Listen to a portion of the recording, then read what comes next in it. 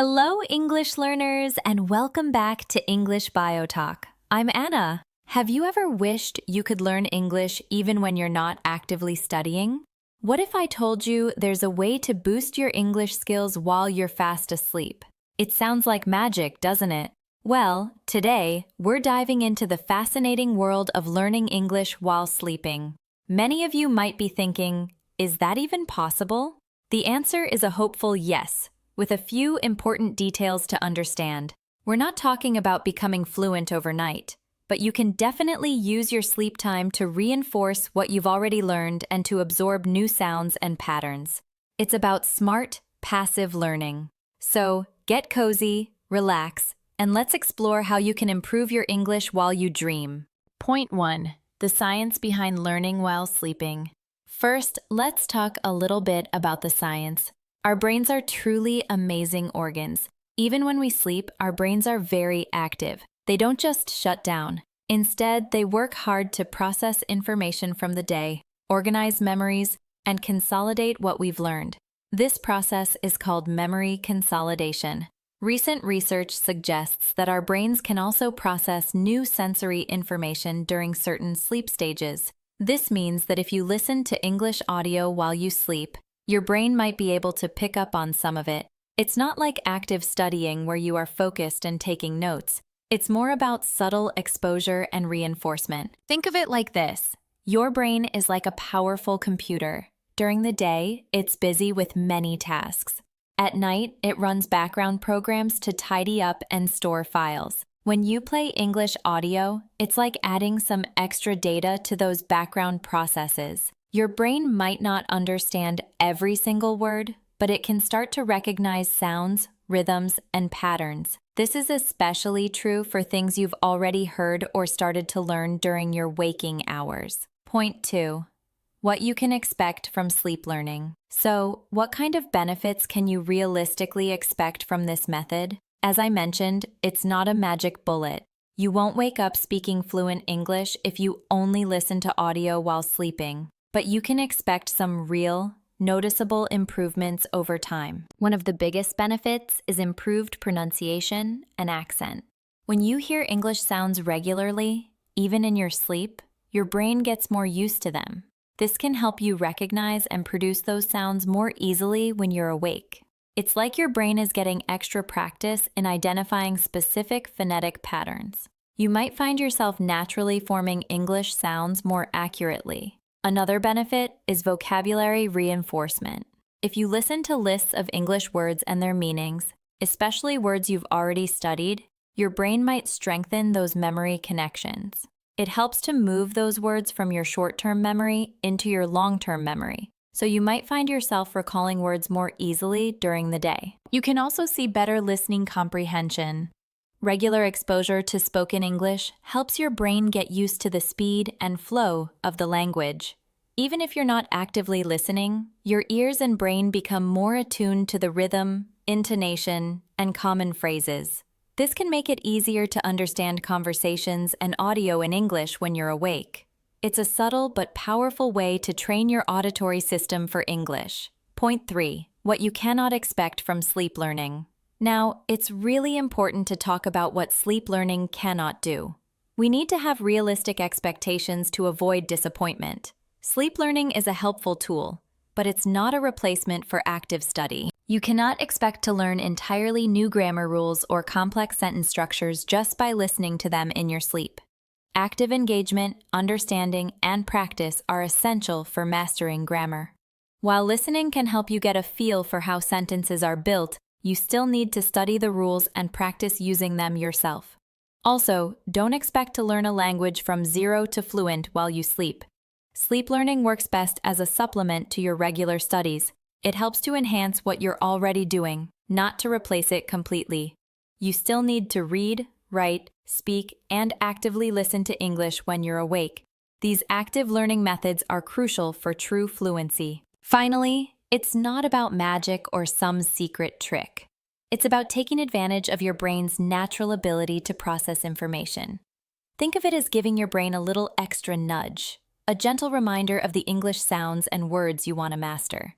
It's a passive way to keep English present in your environment, but it won't replace the effort you put in during your waking hours. Point 4. How to prepare for sleep learning.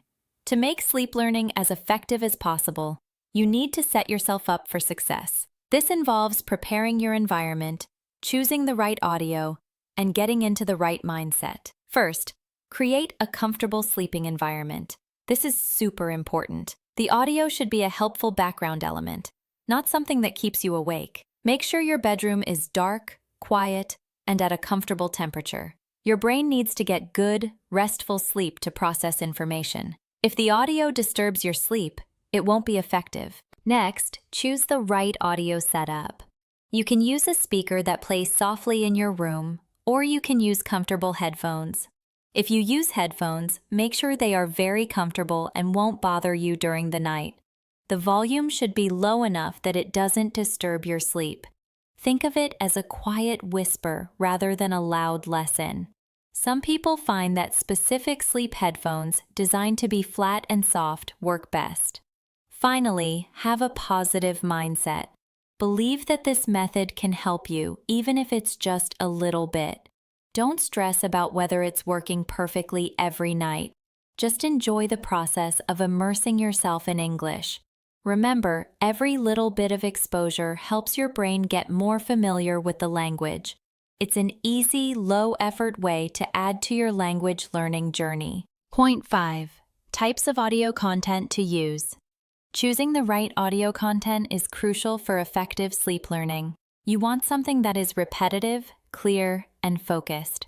Here are some of the best types of audio to use. Vocabulary lists with translations. This is probably the most common and effective type of audio. Look for audio that repeats English words, followed by their translation in your native language, and then the English word again. For example, hello, hola, hello. The repetition is key here. Your brain can make connections between the new word and its meaning while you sleep. Focus on words you've recently learned or struggle with. Common phrases and sentences. Similar to vocabulary lists, audio with common phrases can be very useful. These might include greetings, everyday expressions, or questions. Hearing these phrases repeatedly can help them become more natural for you. Your brain can learn the rhythm and intonation of common English speech patterns. Simple stories or dialogues. If you're a bit more advanced, you can try listening to very simple stories or dialogues. The key word here is simple. You don't want anything too complex that might keep your brain too active. The goal is gentle exposure, not deep comprehension.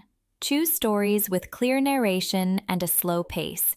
These can help with overall listening comprehension and getting used to narrative flow. English BioTalk actually offers many videos that are perfect for this. Look for our slower-paced videos or those focused on vocabulary building. Remember, the content should be calm and not too engaging or exciting, as that might prevent you from falling asleep. The best audio is often designed specifically for sleep learning, with a gentle pace and soothing voices. Point 6. Consistency is key.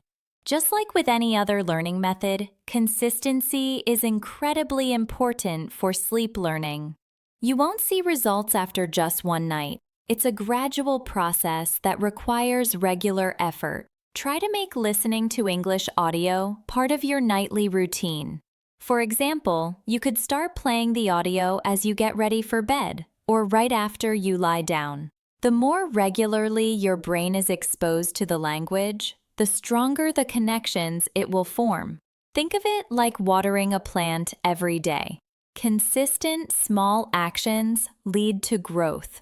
Even if you miss a night or two, don't worry. Just pick it up again the next night.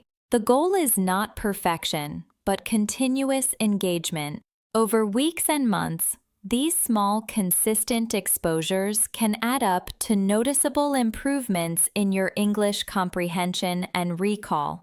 You're building a habit that supports your learning goals without requiring extra effort during your busy day. Remember, your brain loves routine.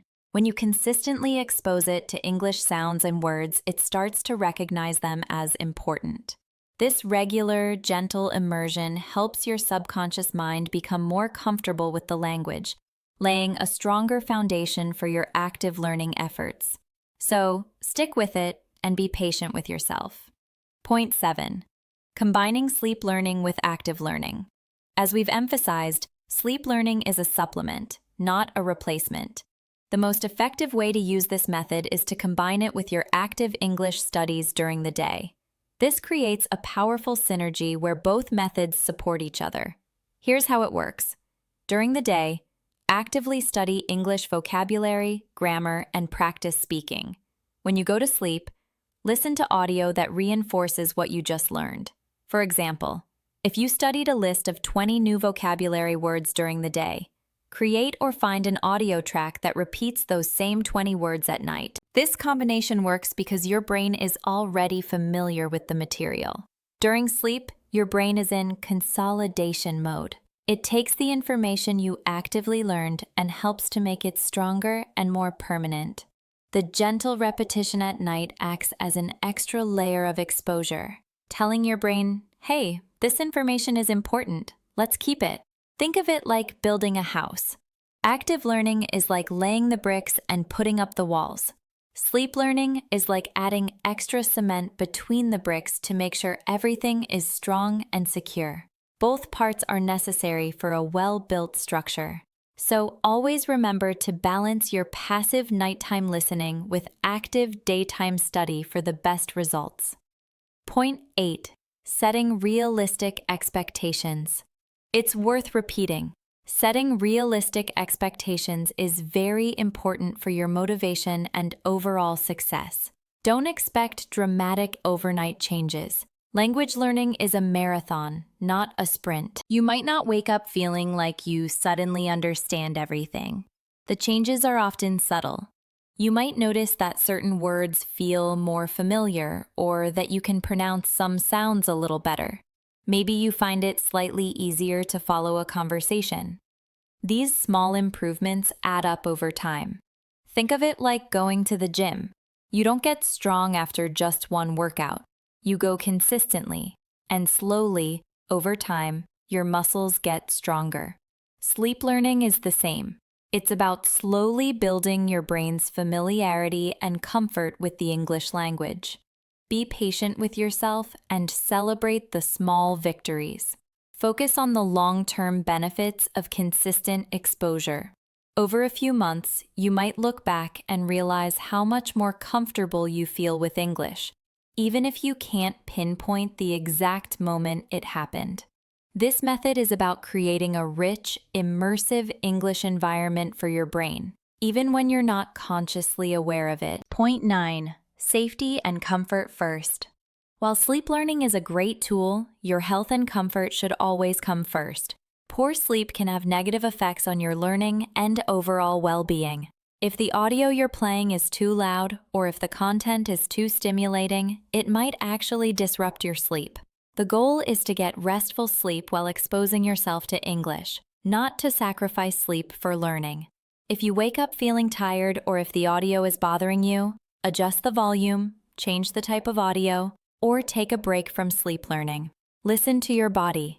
Everyone is different, and what works for one person might not work for another. Some people might prefer silence for sleep, and that's perfectly fine.